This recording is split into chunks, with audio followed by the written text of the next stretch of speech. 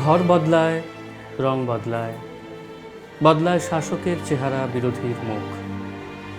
সেই সব বদলের ছোঁয়ায় বদলে যায় বহু বহু জীবন, বহু ভবিষ্যৎ। কেউ বলেন বদল ভালো, কেউ বা বলেন খারাপ। আমরা কিন্তু আজ সেই বিতর্কে যাব না, বরং আমরা শুনব এক বদলে যাওয়া পরিবারের কথা, বদলে যাওয়া কয়েকজন মানুষের কথা, বদলের হাওয়া যাদের চিরকালের মতো বদলে দিয়ে গেছে।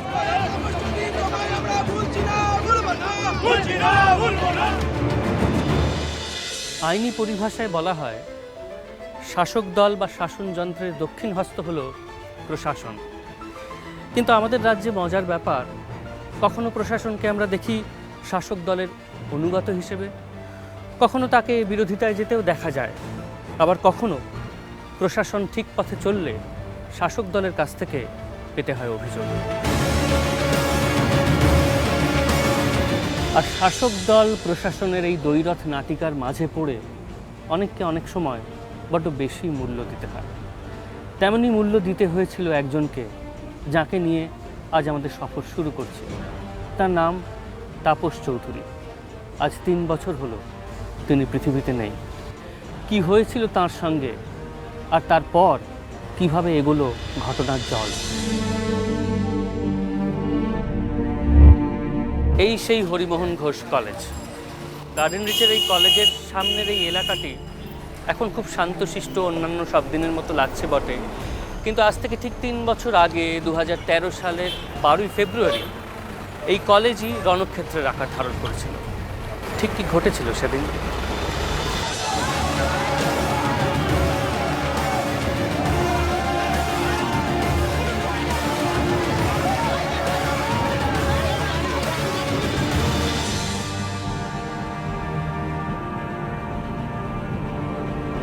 শান্ত শিষ্ট কলেজের মাঝখানে প্রবেশ করেছি আমরা, কিন্তু আমাদের কল্পনার বাইরে ছিল সেই দিনটা, যেদিন 12ই ফেব্রুয়ারি 2013 ছাত্র নির্বাচনের মনোনয়নপত্র সংগ্রহকে কেন্দ্র করে এই কলেজই হয়ে উঠেছিল যুদ্ধক্ষেত্র।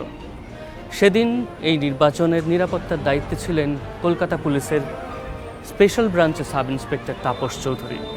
নামটা নিশ্চয়ই মনে পড়ছে সকলেরই, তার কারণ সেই দিন এইখানে বুলেটের আঘাতে প্রাণ দিতে হয় তাপসবাবুকে। তার রক্তাক্ত দেহ লুটিয়ে পড়ে কলেজের সামনে এবং সেইখান থেকে তাকে নিয়ে যাওয়া হয় হাসপাতালে, কিন্তু ততক্ষণে তিনি নিহত। সেই মামলার নিষ্পত্তি আজও ঘটেনি।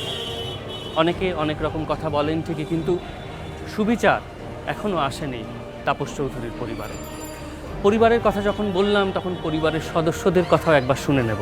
কেটে গেছে 3 বছর। তাপসবাবুর পরিবার কিভাবে মনে রেখেছেন তাকে।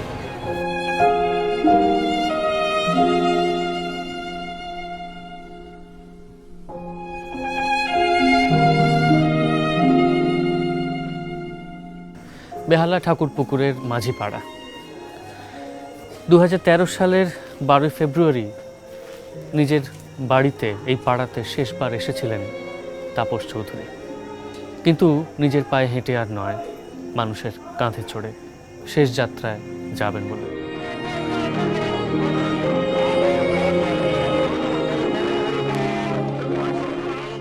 পাড়া এখন অন্ধকার, রাত নেমেছে, কাল আবার সূর্য উঠবে, সকাল হবে। কিন্তু তাপস চৌধুরীর পরিবারে যে অন্ধকার নেমে এসেছিল সেদিন, সেই অন্ধকার থেকে কি তাঁরা বেরিয়ে আসতে পেরেছেন আজও?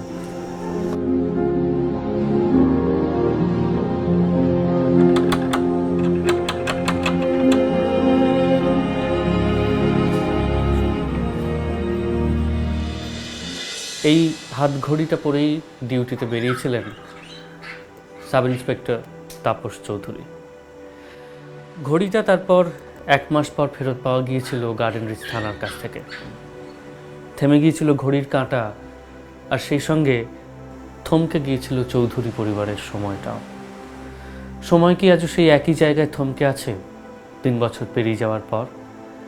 আমরা শুনব তাপস চৌধুরীর সহধর্মিণী শ্রীমতী মিনতি চৌধুরীর কাছ থেকে। মিনতিদি, 3 বছর পেরিয়ে গেছে। 2016 এসে সেই স্মৃতি কি একটু ফিকে হয়েছে, না আগেকার মতোই তাজা রয়েছে ক্ষতটা এখনো?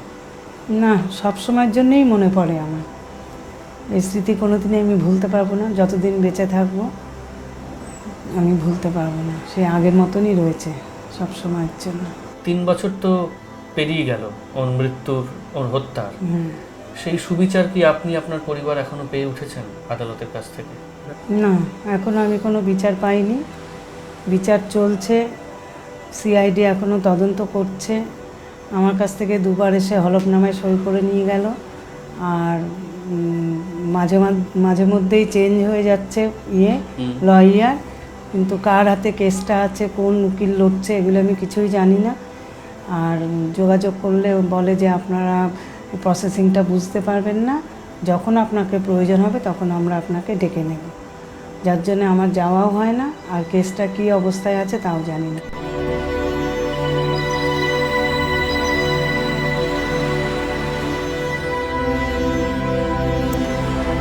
যে ক্ষতি হয়ে গেছে সেটা অপূরণীয়, সেটা তো ফিরবে না, এটা আমরা মানুষ হিসেবে সবাই জানি, যদিও সেটার সঙ্গে মানিয়ে নেওয়া খুবই সমস্যা। কিন্তু সামনে অনেকগুলো দিন পড়ে আছে, এখন কি স্বপ্ন দেখেন? দেখেন কি আদৌ স্বপ্ন? স্বপ্ন দেখি, এখন আমার একটাই চিন্তা আর দায়িত্ব, যখন ও দিয়ে গেছে আমাকে, এখন এই দুটো ছেলে মেয়েকে মানুষ করা। ছেলেটা যাতে ভবিষ্যতে অন্য লাইন নিয়ে পড়াশোনা করে আরও উঁচু ইয়েতে কোনো চাকরি বাকরি পায় সেই চিন্তা। মেয়েটা যাতে আরও উঁচু পোস্টে যে পড়াশোনা করে চেষ্টা করছে, নিজের চেষ্টা, গ্র্যাজুয়েট হয়েছে, আবার এখন WBCS পড়ছে চাকরি মাঝখান থেকেও। আমি চাইছি ও আরও উঁচু পোস্টে উঠুক। ওর বাবা যেমন প্রথম থেকে কষ্ট করে করে এত উঁচু পোস্টে উঠেছিল, ও যেন সেইভাবেই এগিয়ে যায়। এক চোখে জল আর এক চোখে স্বপ্ন, খুব অদ্ভুত একটা দ্বন্দ্ব নিয়ে জীবন কাটাচ্ছেন মিনতি দেবী, যারা একদিকে দাঁড়িয়ে রয়েছে স্বামীর অমীমাংসিত মৃত্যু, অন্যদিকে ছেলে আর মেয়ের ভবিষ্যৎ।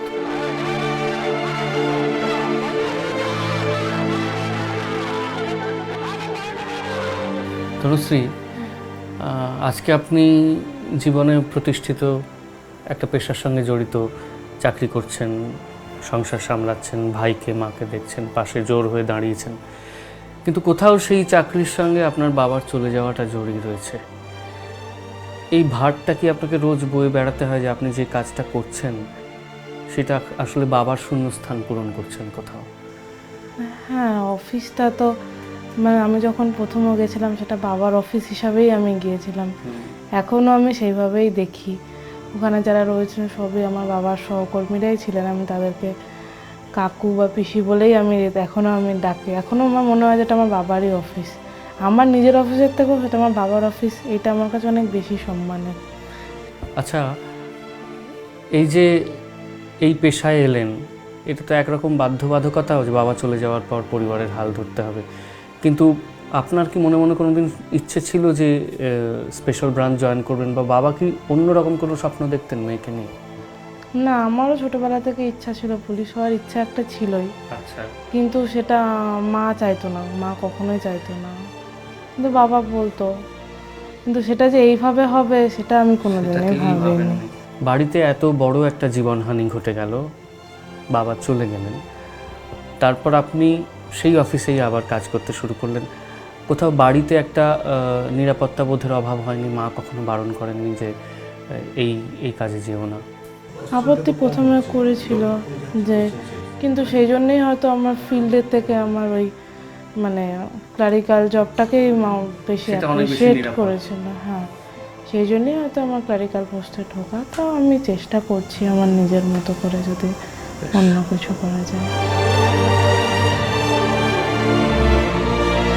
আমার বাবাকে মেরেছে, আমি তার শাস্তি চাই, শাস্তি চাই, শাস্তি চাই। কামাল 11 হলো তো, তার মানে সামনের বছর উচ্চ মাধ্যমিক। বাবা কি পড়াতেন? পড়ানোর সময় পেতেন? না, পড়ানোটা মাই করতো, কিন্তু বাবা মাঝে মাঝে খুব অল্প নিয়ে বসতো। মাই আমার পড়াশোনাটা দেখতো, পড়াতো আমাকে।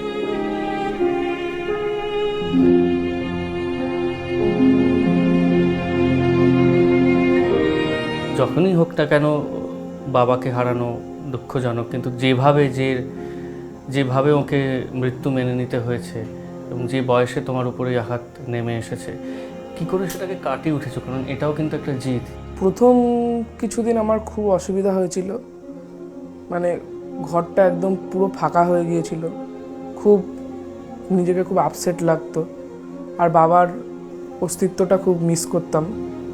কিন্তু তারপরে আস্তে আস্তে আমি নিজেকে মানিয়ে নিয়েছি। আমার বন্ধুরাও আমাকে অনেক সাহায্য করেছে, আমার মা, আমার দিদি, আমার বিভিন্ন দাদারা আছে, দাদারাও আমাকে অনেক হেল্প করেছে, অনেক বুঝিয়েছে। আমি নিজেও মেনে নিয়েছিলাম যে আমার আর বাবা নেই, আমার মাথার উপর আর কোনো ছায়া নেই, আমাকে নিজেকেই শক্ত হতে হবে। কিন্তু এই যে জোরটা, এটা এটা প্রশংসনীয় জোর, এটা নজির তৈরি করবার মতো জোর। কিন্তু এই যে 3 বছর হয়ে গেল, এখনো তোমার বাবার মৃত্যু বিচার পায়নি। কি মনে হয় যে এর এর কি বিচার হবে, বা কতদূর এগোতে পারে? তোমার কি মনে হয়, তুমি নিজে কিভাবে এগোতে চাও? এখনো আমরা কোনো বিচার পাইনি, সিআইডির হাতে কেসটা আছে, বিচার এখনো চলছে, জানি না কবে বিচার হবে। তবে একটা কথাই বলতে চাই যে জীবনে অনেক বড় আমাকে হতে হবে। আমার মা আছে, আমার দিদি আছে, আমার মায়ের পাশে আমাকে দাঁড়াতে হবে, এটাই আমার জীবনের লক্ষ্য এখন। আর বাবাকে সবসময় মিস করি এখনও। আমার মাঝে মাঝে যখন এই কয়েকদিন আগেই বাবার 3 বছর পূর্ণ হলো, আমার সেই দিনটায় মানে খুবই, মানে আমি খুব একদম বেদনারত হয়ে পড়ি। আমি এখনো সেই দিনটা ভুলতে পারি না। আমাদের সকলের পক্ষ থেকে সামনে তোমার বড় পরীক্ষা, তার জন্য আগাম অনেক অনেক শুভেচ্ছা আর ভালোবাসা জানাই।